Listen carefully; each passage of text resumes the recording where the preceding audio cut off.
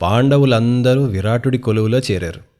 అయితే కథ చెప్తున్న వైశంపాయనుడు వింటున్న జనమేజయుడికి అలాగే మనకి ఒక విషయం చెప్పాడు. మనం పెద్దగా మాట్లాడుకోం, కానీ చాలా ఆసక్తికరమైన విషయం. ముందు దాంతో ఇవాళ ఎపిసోడ్ని మొదలుపెట్టుకుందాం. నమస్కారం, నేను సుబ్బు ఘంటసాల. గాసిప్ ట్రీ ఛానల్లోని మహాభారతం వినే అందరికీ ఈ సూతుడి స్వాగతం. వైశంపాయనుడు జనమేజయుడికి ఒక విషయం చెప్పాడు. ఏంటది? ఉద్యోగంలో చేరారు కదా పాండవులు. ఉద్యోగం అంటే మరి జీతాలు రావాలి కదా, శాలరీ. జీతం వస్తే వాళ్ళందరూ ఒక కుటుంబం కదా. ఎలా ఆ జీతాన్ని పంచుకున్నారు, ఎలా బ్రతికారు, అంటే ఫ్యామిలీ ఎలా గడిచింది? చాలా ఆసక్తికరమైన విషయం కదా. మనం పాండవులు, మహాభారతం, రామాయణం అనగానే పెద్ద పెద్ద విషయాలన్నీ మాట్లాడుకుంటాం. అస్త్రాలు, శస్త్రాలు, వరాలు, శాపాలు. కానీ ఇక్కడ పాండవులందరూ విరాట్ రాజు దగ్గర కొలువుకి చేరారు, ఉద్యోగంలో చేరారు. ఉద్యోగం అనగానే శాలరీ ఉంటుంది, వాళ్ళందరూ కలిసి బ్రతకటం ఉంటుంది. ఆ చిన్న సటిల్ ఆస్పెక్ట్ని, ఆ విషయాన్ని వ్యాసుడు రాశాడు. ఎలా? పురుషశ్రేష్ఠుడైన ధర్మరాజు కంకుడిగా రాజుని, మంత్రులని, రాజు కొడుకుని ఉత్తరుణ్ణి కూడా అలరిస్తూ ఆయన దగ్గర పొందిన బహుమతుల్ని, కానుకల్ని రహస్యంగా సోదరులతో, భార్యతో పంచుకున్నాడు. భీముడు అతను వండగా మిగిలిన మాంసాన్ని, తన జీతాన్ని, ఈ రెండింటినీ కూడా సోదరులతో పంచుకున్నాడు. ఇది వంటవాళ్ళు, అదేం దొంగతనం కిందకి రాదు. వంటవాళ్ళు సాధారణంగా మొత్తం అయిపోయిన తర్వాత మిగిలిన ఫుడ్ ఇంక వాళ్ళ డిస్పోజల్, వాళ్ళు ఏం చేయదలుచుకుంటే దాన్ని చేయొచ్చు. అంటే మరి భీముడు పాండవులు రాజ్యం చేస్తున్నప్పుడు ఆయనకు వండాల్సిన అవసరం లేదు, ఆట విడుపు, లేదా వండి పెట్టేవాడేమో సరదాగా. ఇక్కడ మరి వంటవాడు కదా, అలా ఆ ఆహారాన్ని తన వాళ్ళకి పెట్టి వాళ్ళు తింటుంటే తృప్తి పడేవాడు. అర్జునుడు టీచర్ కదా, ఆయనకు వచ్చిన కానుకల్ని, బహుమతుల్ని, చీరల్ని, నగల్ని అన్నిటినీ కూడా కుటుంబంతో పంచుకున్నాడు రహస్యంగా. నకుల సహదేవులు కూడా వాళ్ళ జీతాలని, అలాగే ఆ పశువుల్ని కాస్తున్నందుకు ఆ పాలు, పెరుగు, నెయ్యి ఇవన్నీ ఇస్తారు కదా మరి మిగిలిపోయినవి, అవి కూడా పంచుకున్నాడు. అంటే రహస్యంగా ఫ్యామిలీని రన్ చేశారు. పాపం పాంచాలి మాత్రం వారిని నేరుగా కలవలేక, అలాగే వారికి ఆవిడేమీ ఇవ్వలేక దూరం నుండి అందరూ బాగున్నారని చూసి సంతోషించేది. ఎలాంటి పాండవులు వీళ్ళు!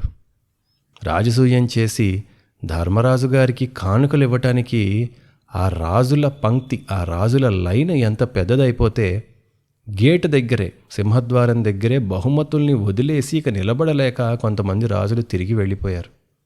అన్ని కానుకలు పొందినవాడు ఆ ధనాగారం పెట్టడానికి ఇక చోటు లేక ఆ ధనాగారంలో బలవంతంగా తలుపులు మూస్తుంటే ధర్మరాజు గారు మళ్ళీ ఆ తలుపుల్ని మూయాలి కాబట్టి అవన్నీ దానాలు ఇచ్చేసి ఖాళీ చేసుకున్నాడు. అలాంటి రాజు అలా బతికాడు. ఇప్పుడు నువ్వు చదివే కథ, నువ్వు వినే చరిత్ర అన్నీ కూడా ఎక్కడి నుండో దిగొచ్చిన దేవుళ్ళవి కాదు, నీలాగే నాలాగే బ్రతికిన మనుషుల కథలు. మనకంటే గొప్ప గొప్ప చరిత్రలు. వాళ్ళ కష్టాన్ని కథలుగా కాలక్షేపంగానే వింటున్నాం మనం. కానీ అలా వింటూ వింటూ మన కథలను ఎంచుకుంటున్నాం. అంటే మన జీవితం ఎలా ఉండబోతుందో చెప్పుకుంటున్నాం. ఓర్చుకున్నారు తప్ప ఇష్టం వచ్చినట్లు బ్రతకలేదు వాళ్ళు. దిగమింగి బ్రతికారు. ఎందుకలా? మాకు ఒక అవకాశం వస్తుంది అని మంచిగా బ్రతికారు తప్ప నేనెందుకు ఇలా ఉండాలని అదుపు తప్పి ఏనాడూ లేరు. ఎందుకలా? ఓర్చుకున్నారంతే. ఎవరో అంటారు, తేలిగ్గా ఉన్న తప్పు చేయడం కంటే కష్టంగా ఉన్న మంచి చేయడం చాలా గొప్ప విషయం అని. ఎందుకు? ఎవరికి గొప్ప? చాలామందికి అనిపిస్తుంది, కర్ణుడిలా బతకచ్చు కదా హాయిగా. అతనికి కలిగిన ప్రతి కష్టానికి అతను తేలిక దారే తీసుకున్నాడు. దాన్ని నాకు కష్టం ఉంది కాబట్టి నేను ఈ దారి తీసుకున్నాను అని సమర్థించుకుంటాడు. కానీ పాండవులేంటి మరి? ఇంత కష్టం వచ్చి వాళ్ళు ఎందుకు అలా ఉంటున్నారు? అలా ఉండటమే గొప్పదిగా ఎందుకు చెప్పబడుతుంది? ఈ సమాజం అందరూ కలిసి కూర్చుని భోజనం చేసే ఒక భోజనశాల లాంటిది. ఒక్కడు లేచి విస్తరాకుని ఇష్టం వచ్చినట్లు విసిరేస్తే అందరి భోజనం పాడవుతుంది. నువ్వు బతికేది కేవలం నీ గురించి కాదు, నీ చుట్టూ ఉన్న వాళ్ళ గురించి. నువ్వు ఎంత ఉన్నత స్థాయిలో ఉంటే నీ ప్రభావం సమాజం మీద అంత ఉంటుంది. తప్పు చేయడం ఎంతసేపు? ఆ తప్పు ప్రభావానికి అకౌంటబిలిటీ ఎవరు తీసుకుంటారు? నువ్వు వెళ్ళిపోతావు. రేపొద్దున నీ వల్ల, నువ్వు చేసిన పనుల వల్ల సమాజం చెడిపోతే దాని బాధ్యత ఎవరిది? నీకంటే ముందు బ్రతికున్న వాళ్ళు సరిగ్గా బ్రతికారు కాబట్టి కొన్ని మంచివి ఉన్నాయి. నీకంటే ముందు బతికిన వాళ్ళు సరిగ్గా చేయని పనుల వల్ల నువ్వు ఇవాళ ఎన్ని కష్టాలు పడుతున్నావు. అంతే కదా. కొంతమంది యుద్ధాలకు కొట్టుకుని చచ్చారు, రక్తాలు చిందించుకున్నారు, నాశనం చేశారు రిసోర్సెస్ అన్ని. వాటి తాలూకు ప్రభావం ఇవాల్టి రోజున కొన్ని చోట్ల ప్రపంచంలో మనం చూస్తున్నామా లేదా? మన భారతదేశం విషయంలో కూడా ఇప్పుడు ఈ కాశ్మీర్ విషయంలో ఎన్ని గొడవలు. చాలాసార్లు అనుకుంటాం కదా, ఆనాడు వాళ్ళు చేయాల్సిన పని చేసుంటే ఇవాళ ఇలా ఉండేది కాదు అనుకుంటాం కదా. ఇవి చాలా పెద్ద విషయాలు. మన కుటుంబాల్లో కూడా మా తాత పొలం అమ్మకుండా ఉంటే ఎంత బాగుండేది అనుకుంటాం కదా. ఇలా మన ముందున్న వాళ్ళు కొన్ని పనులు చేసి వాటి వల్ల మన పైన పడే ప్రభావం మన జీవితాన్ని ఎంతో ఇన్ఫ్లుయెన్స్ చేస్తుంది కదా, ఎంతో ప్రభావితం చేస్తుంది కదా. ఇలా పాండవులు లేక బాధ్యత ఎరిగిన మంచివాళ్ళు, ధర్మాత్ములు, వాళ్ళకి ఎందుకు విలువ ఎక్కువ ఉంటుంది? భగవంతుడు ఎప్పుడు, దైవం ఎప్పుడు వాళ్ళ వైపు ఎందుకుంటుందని కథలు చెప్తున్నాయంటే నువ్వు కూడా అలా ఉండు. నిజానికి అలా బతకడం చాలా కష్టం, ఆల్మోస్ట్ ఇంపాసిబుల్. కానీ అలాంటి వాళ్ళ కథలు ఎందుకు చెప్పుకుంటాం? మంచివాడు కేవలం చివరిలో ఒకసారి గెలుస్తాడు, కథ అంతా విలనే గెలుస్తాడు. నిజానికి తెలివైన వాడు నేను విలన్లా ఉంటే చాలు కదా, చచ్చిపోయిన తర్వాత ఏమైతే ఏంటి అనుకోవచ్చు కదా. ఈ కథల్ని మనం చదివేది ఎందుకో అర్థం చేసుకుని చదివితే మనకు అది ఉపయోగపడుతుంది. పాండవులు ఎలా బతికిన వాళ్ళు ఇవాళ ఎలా బతుకుతున్నారు? దాచుకుని ఆ వచ్చిన కొద్దిపాటి జీతంతో, ఆ కొద్దిపాటి ఐశ్వర్యంతో రాజు వాళ్ళకి ఎంత ఇవ్వచ్చు, కానీ వాళ్ళు బ్రతికిన దాంతో పోల్చుకుంటే అది కొద్దిపాటితే కదా. రహస్యంగా పంచుకుంటున్నారు కదా. అలా బతికినా కూడా నో కంప్లైంట్స్, బాధపడ్డారు తప్ప మనం ఎందుకు ఇలా ఉండాలని అప్పుడో అనుకోవడం తప్ప రోజు ఏమీ ఏడవలేదు. వాళ్ళు ఓర్చుకున్నారు. అది నిజమైన బలం. అలా ఉన్నారు కనుకనే ధర్మరాజు పేరు చెప్తే, ఆయన ఒక మాట అంటే దాని మీద నమ్మకం ఎవరికి చివరికి దుర్యోధనుడికి సైతం నమ్మకం వస్తుంది. ఇంకో 2-3 ఎపిసోడ్స్లో విరాట పర్వ యుద్ధం అందులో తెలుస్తుంది. ఎందుకంటే మీరు ఇవాళ రోజున మీ చుట్టూ చూడండి, ఎంతమందిని మీరు గుడ్డిగా నమ్మగలరు? ఎంత గొప్పవాడన్నా ఒకడొక మాట చెప్తే 600 అది అబద్ధం కాదురా, ఏం జరిగినా సరే వాడిచ్చిన మాట వెనక్కి తిప్పడు, ఎంత కష్టం వచ్చినా ఒప్పుకొని పని వదలడు అని ఎంతమంది తెలుసు మీకు? కళ్ళు మూసుకుని ఎంతమందిని నమ్మగలరు మీరు? ఉదయం ఆఫీస్కి వెళ్తే సాయంత్రం ఇంటికి తిరిగి వచ్చేసరికి ఉన్న బంధాలు ఉంటాయో లేదో తెలియదు. అలాంటి బతుకులు బతుకుతున్నాం. అలాంటి కాలంలో ధర్మరాజు లాంటి వాడు ఒకడు, పాండవులు లాంటి నమ్మకస్తులు మీకు దొరికితే వాళ్ళ విలువ తెలుస్తుంది మీకు. అంత కష్టంలో కూడా కలిసే ఉన్నారే పాండవులు అసలు. ఎలా? పైగా రోగం రాలేదు వాళ్ళ మీద జాలిపడ్డానికి. రాజ్యం పోయింది, పెద్ద అయిన వల్ల పోయింది అది కూడా. మరి మిగతా వాళ్ళు నాకేంటే పోరా, నువ్వు చేసిన పని వల్ల నేనెందుకు ఉండాలని ఆస్తి పంపకాలు చేసుకుని వెళ్ళిపోతే, గొడవ పెట్టుకుని వెళ్ళిపోతే ఏంటి? అలా బతకగలిగే వాళ్ళ లోపల ఎంత ఇన్నర్ స్ట్రెంగ్త్ ఉంది, ఎంత ఇంటెగ్రిటీ ఉంది, ఎంత ఉంటుందో చూడండి. అది అసలైన బలం. అలా బతికిన వాళ్ళ కథలు మనం వింటున్నాం. వాళ్ళక్కడికి వెళ్ళిన 4వ నెలలో ఆ రాజ్యంలో బ్రహ్మోత్సవం జరిగింది. పెద్ద సందడి, కోలాహలం. ఆ ఉత్సవంలో భాగంగా ప్రజల్ని అలరించేందుకు ఎక్కడెక్కడి నుండో మల్లయోధులు వచ్చారు. వేల కొద్దీ వచ్చారు. ఇదంతా కామన్. వచ్చారు.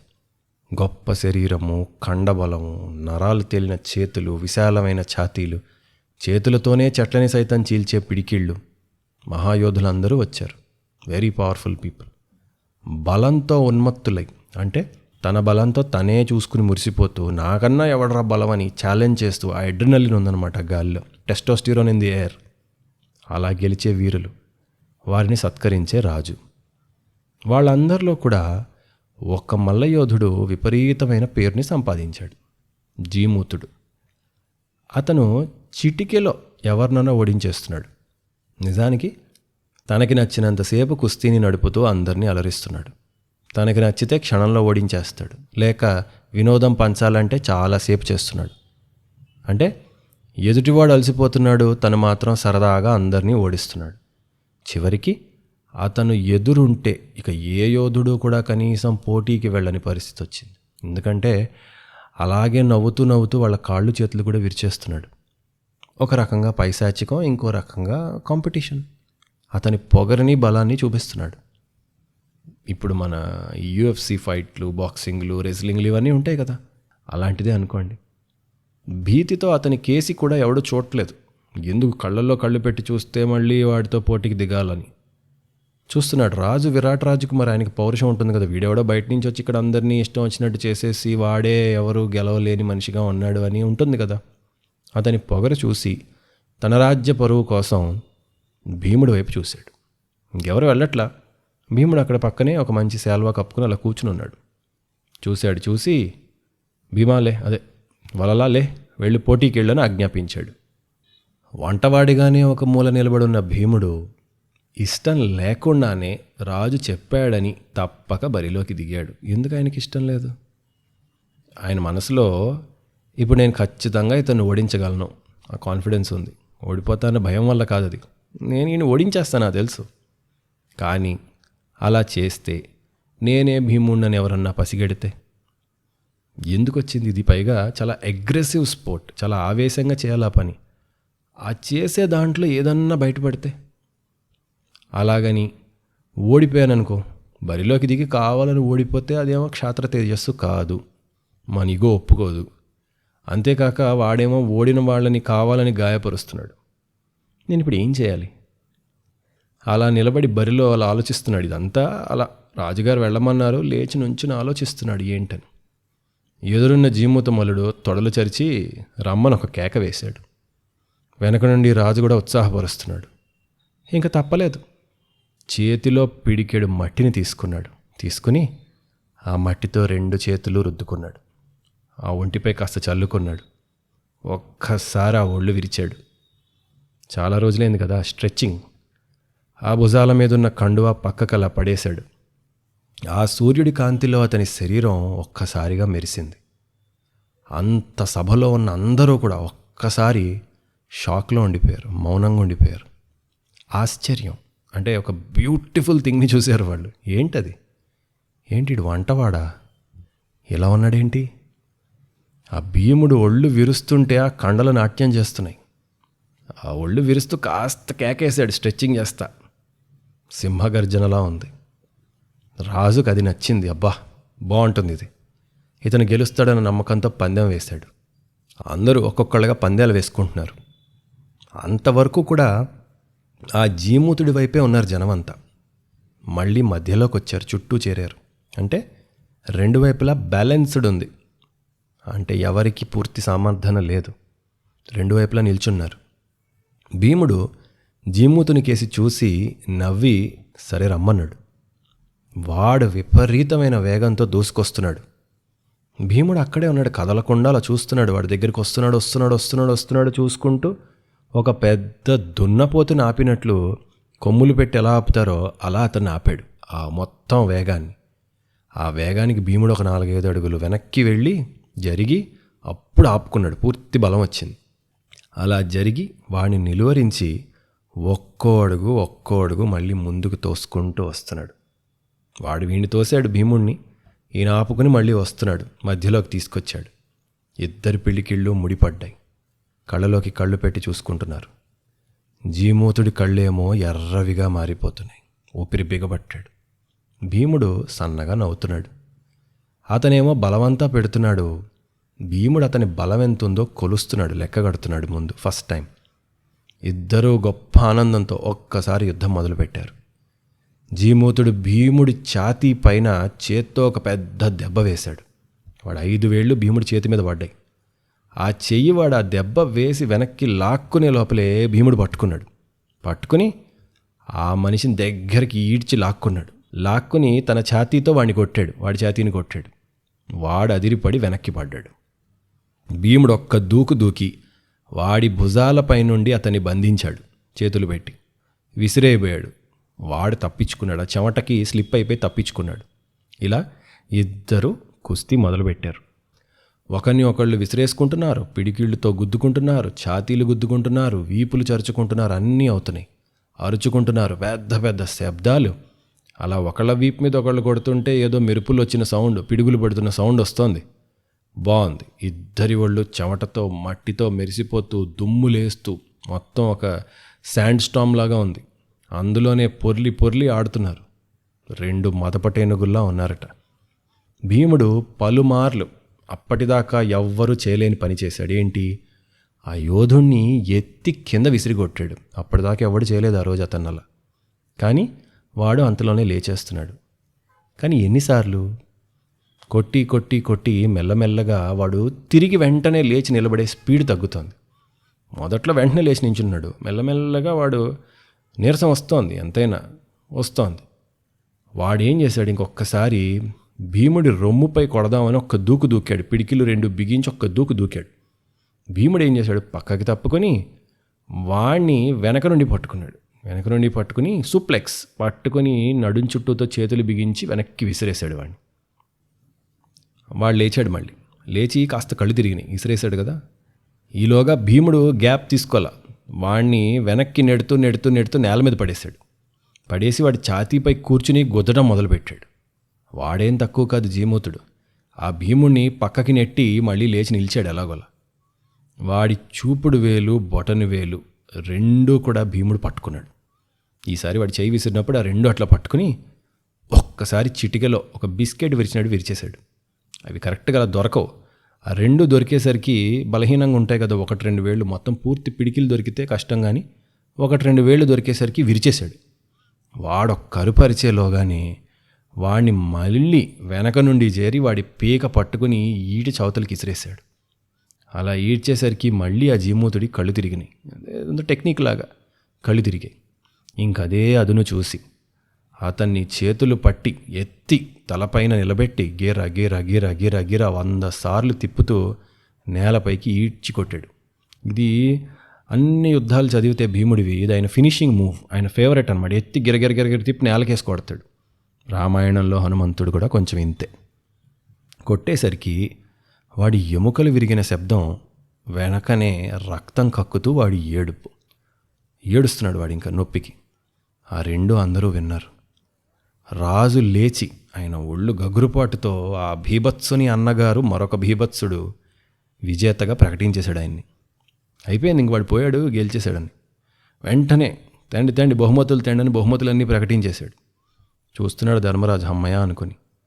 నిజానికి ధర్మరాజు ఏం చెప్పాడు వచ్చే ముందు? అరే నువ్వు ఎవరిని చంపద్దురా అన్నాడు. భీముడు కూడా మాటిచ్చాడు. నిజానికి మనకు ఆంధ్ర మహాభారతంలో వీడిక్కడ చచ్చిన విషయాన్ని కొంతమంది స్పైస్ చూసి అలాగా కౌరవులకి చెప్పినట్లు ఉంది. ప్రస్తుతానికి ఇంతవరకు ఉన్న కథలో అయితే ఆ విషయం రాలేదు. ఇంకా చూద్దాం. మొత్తానికి జీమూతుడు చచ్చాడు.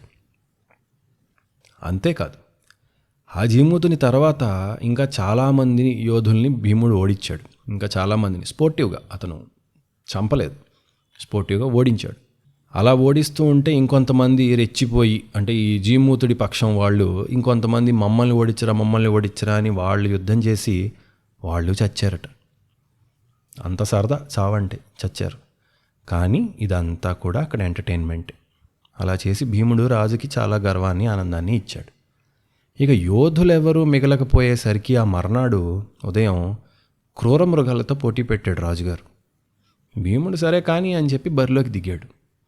రాజు చుట్టూ ఆ రాణులు ఉంటారు కదా చాలామంది, వాళ్ళందరూ నిలిచి భీముడిని కేసి చూస్తున్నారు. ఆ శరీరం, అతను చేసే యుద్ధం ఒక రకంగా ఒక విపరీతమైన కామంతో చూస్తున్నారు. అబ్బా ఏమున్నాడు రా అని చూస్తున్నారు. నలుగురిలో ఉన్నారని ఆ గుట్టుని దాచి ఆ లోపలే దాచుకుని మనసులో మౌనంగా అతన్ని చూసి ఆకర్షితులే ఎగ్జైట్మెంట్తో చూస్తున్నారు. అతని శరీర బలాన్ని చూసి నోరు తెరుచుకుని ఉండిపోతున్నారట, ఆనందించారు. అలాగే అర్జునుడు అతని నృత్యంతో కూడా సభలో అందరినీ అలరిస్తున్నాడు. 24 గంటలు ఇదే కాదు కదా, వేరే కార్యక్రమాలు. సో అర్జునుడు డ్యాన్స్తో అలరించాడు. ఇలా పాండవులు ఎంటర్టైన్ చేస్తున్నారు. దూరం నుంచి పాపం ఈ భీముడిని చూసి ద్రౌపది మాత్రం ఎలాంటి వాడికి ఎలాంటి స్థితి పట్టింది అని, మరి అతని శరీరానికి బోల్డ్ గాయాలు తగులుతాయి కదా, అవన్నీ తలుచుకుని ఒక కన్న తల్లి బిడ్డ గురించి ఎలా తలుచుకుని ఏడ్చిందో అలా ఏడ్చింది. మరి భార్య ఒక రకంగా తల్లి చూపించే ప్రేమే చూపిస్తుంది కదా ఆఫ్టర్ వైల్, ఆ యాంగిల్ కూడా ఉంటుంది కదా.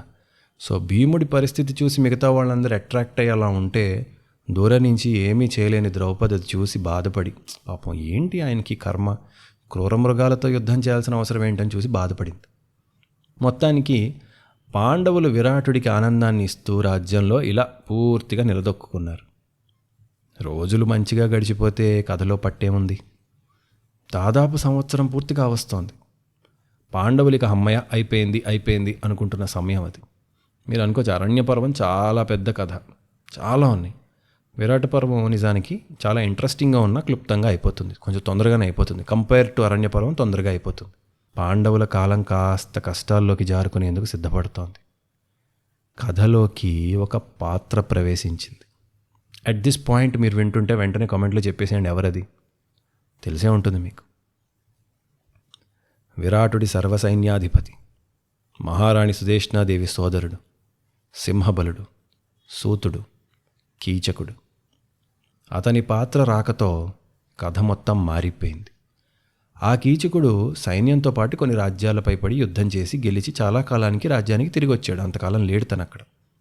వచ్చి రాగానే సర్వసాధారణంగా సొంత అక్క కదా మరి సుదేష్ణాదేవిని చూడటానికి ఆమె మందిరంలోకి అనుమతి కోరి వెళ్ళాడో లేదో అదే సమయంలో అక్కడ ఆమె ఉంది.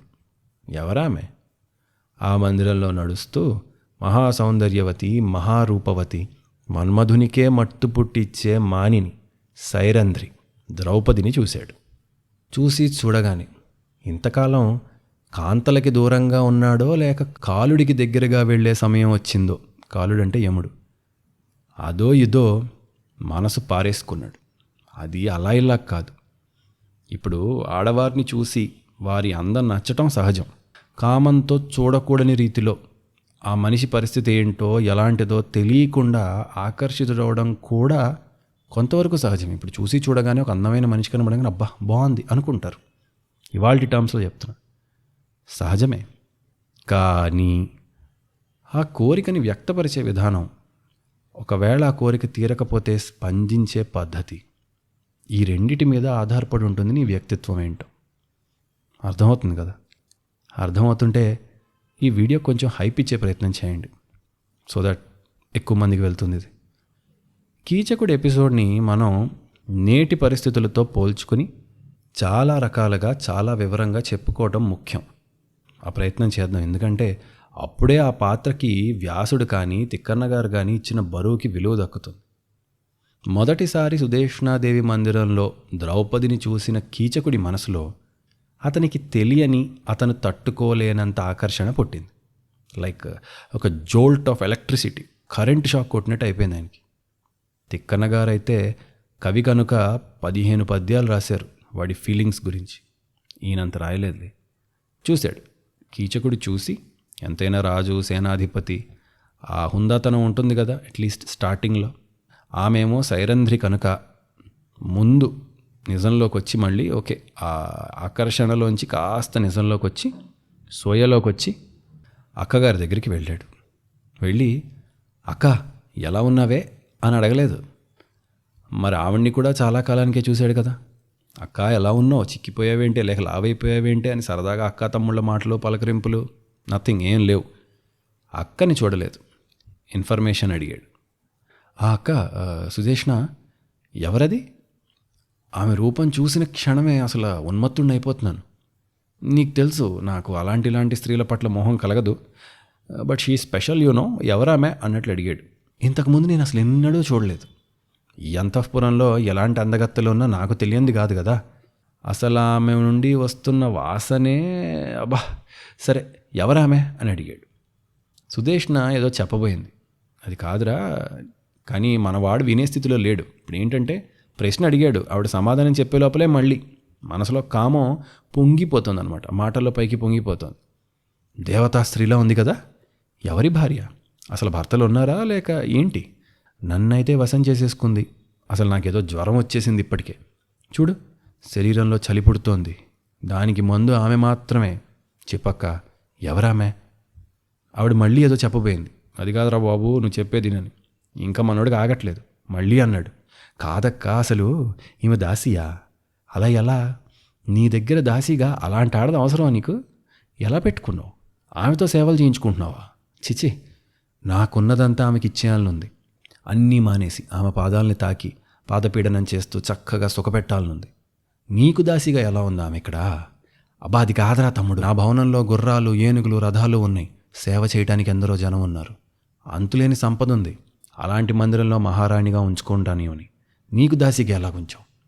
సుదేష్ ఇంక చెప్పడం మానేసింది. ఏంటక్క ఏం మాట్లాడవేంటి అంటున్నాడు వాడు. అదేదో సినిమాలో అన్నట్లు, బాబు ఈ మౌనం సిగ్గు వల్ల దగ్గు వల్ల వచ్చింది కాదు, నువ్వు గ్యాప్ ఇస్తే చెప్దామని అన్నట్లు. నువ్వు కానీరా, ఇంక నువ్వు కానీ, నువ్వు ఏదో ఫ్లోలో ఉన్నావు కదా కానీ. ఏంటక్క చెప్పు అని. ఇంకా కీచకుడు కంటిన్యూస్గా ఆమెను మాట్లాడివ్వకుండా మాట్లాడేశాడా. ఎంతైనాక కూడా ఆవిడ సమాధానం కోసం మళ్ళీ ఆగల. ఇంక వల్ల కావట్లేదు వాడికి. సరే ఇప్పుడే వస్తాను ఉండని మళ్ళీ ఆ ద్రౌపది దగ్గరికి వెళ్ళాడు. ఒక ఫ్లోలో ఈవిడ దగ్గరికి వచ్చి అడిగాడు, ఇవి ఆన్సర్ చెప్పేదాకా వాడు ఆగట్ల. మళ్ళీ వెనక్కి వెళ్ళాడు ద్రౌపది దగ్గరికి. వ్యాసుల వారు అడవిలో నక్క ఆడసింహాన్ని బుజ్జగించినట్లు వీడు మాట్లాడాడు అని రాశారు. ఎందుకు అలా రాశారు? అంత అద్భుతమైన కంపారిజన్ ఎందుకు? ఈ మాట ఎందుకు అన్నారు? నక్క జిత్తుల మారిది. తెలివితో కపటంతో మోసం చేసే స్వభావం ఉంటుంది. నిజానికి నక్కలు అలా ఉంటాయో లేదో తెలియదు, కానీ అలా ఉండే మనుషులకు మాత్రం నక్క పోలికే వాడతాం మనం కదా. కీచకుడు నక్క అన్నారు. కోరిక ఉంది, దాన్ని తీర్చుకునేందుకు ఏదో ఒక జిత్తుల మారితనం చూపిస్తాడు. ఎలాగోలా వశం చేసుకునే ఆలోచనే ఉంటుంది. అది రైటా రాంగా అనవసరం. కీచకుడు నక్క. కోరిక ఉంది, దాన్ని తీర్చుకునేందుకు ఏదో ఒక జిత్తుల మారితనం చూపి వశం చేసుకునే ఆలోచన ఉంది. అది రైటో రాంగో వాడికి అనవసరం. ఆవిడ్ని ఆడసింహంతో పోల్చారు. అంటే అంత సేవ చేస్తున్న, నిజానికి పని కోసం వచ్చింది, సైరంధ్రి అయినా కూడా అంత దీనస్థితిలో ఉండి కూడా ఏమంది? నేనొకళ్ళ కాళ్ళు వత్తను, ఎంగిలి తినను, పరపురుషుల దగ్గరికి వెళ్ళను, ఇవన్నీ చెప్పిందా? వాడికి, ఆ కీచకుడికి నిజానికి అందగత్తెల అవసరం లేదు. ఎవరినన్నా సంపాదించచ్చు వాడు. ఈవిడెవరు? దాసి. అయినా కక్కుర్తి పడుతున్నాడు. నక్క బుద్ధి. ఆవిడికి అవసరం ఉంది. నిజానికి అక్కడ కొలువులో చేరటానికి ఆవిడ మేబీ దిగజారాల్సి రావచ్చు, కొంచెం అడ్జస్ట్ అవ్వాల్సి రావచ్చు. దయనీయమైన స్థితిలో ఉంది, కానీ హుందాగా ఉంది. అందుకే వాడు నక్క, ఈవిడ సింహం. వాడు అన్నాడు, కళ్యాణి ఎవరవు నీవు? ఎవరిదా నువ్వు? ఎక్కడి నుండి విరాట నగరానికి వచ్చావు? ఉన్నదున్నట్లు చెప్పు నాకు అని దగ్గరకు వచ్చేసాడు. ఇప్పుడు సాధారణంగా పరస్త్రీలతో, బయట ఆడవాళ్లతో ఒక దూరం, ఒక డిస్టెన్స్ మెయింటైన్ చేసి మాట్లాడతాం. పరస్త్రీలు ఎందుకు? తెలిసిన వారైనా సరే ఆడవాళ్ళ పట్ల ఒక మర్యాద ఉంటుంది. అమ్మకి ఎంత దగ్గరగా ఉంటావో అక్కకి చెల్లికి ఎంత దగ్గరగా వెళ్ళవు. పెద్దయినాక భార్యకి ఎంత దగ్గరగా ఉంటావో అత్తగారికి అంత దగ్గరగా వెళ్ళవు. ఒక డిస్టెన్స్ మెయింటైన్ చేయాలి, అది మర్యాద. అలాంటిది వాడు ఆ ద్రౌపదీదేవి ఆ డిస్టెన్స్ సర్కిల్ బౌండరీ దాటి ఒక అడుగు వేసి మాట్లాడాడు. అలా వేసినప్పుడు ఏమవుతుంది? ఆడవాళ్ళకి ఇబ్బందిగా ఉంటుంది, మగవాళ్ళకి నిజానికి సిగ్గు వేయాలి. అలా వచ్చి అడిగాడు, ఎవరు నువ్వు అని.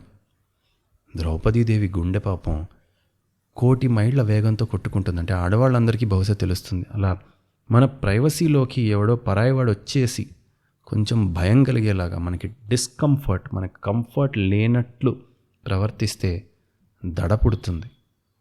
ఆమె భయపడిన స్థితికి వచ్చేసింది. ఎవడి పురుషుడు ఆమె మీదకు వస్తున్నాడు అని చిన్న హింట్ వచ్చింది ఆవిడగా. ఆడవాళ్ళకి పైగా మగవాళ్ళు బిహేవ్ చేసే పద్ధతి, వాళ్ళు ప్రవర్తించే పద్ధతి బట్టి అర్థమైపోతుంది కదా వాడి ఇంటెన్షన్స్, ఎంత చిన్న పెద్ద ఎవరికన్నా. కాబట్టి పైగా వాడు ఆ ప్రశ్న అడిగిన విధానం ఏంటి? అన్నీ కూడా దురుద్దేశాన్నే చూపుతున్నాయి. ఆ ప్రశ్నలేంటి? ఆ ప్రశ్నతో అప్పటిదాకా ఒకలా వెళ్తున్న విరాట పర్వం వేరేలా వెళ్ళటం మొదలుపెట్టింది. ఇప్పుడు ద్రౌపది భయపడి బయటపడిపోకూడదు. మరి ఎలా హ్యాండిల్ చేస్తుంది? తర్వాత ఏమైంది? చెప్పుకున్నా కదా, అరణ్యపర్వం అంత పెద్దది కాదు విరాట పర్వం.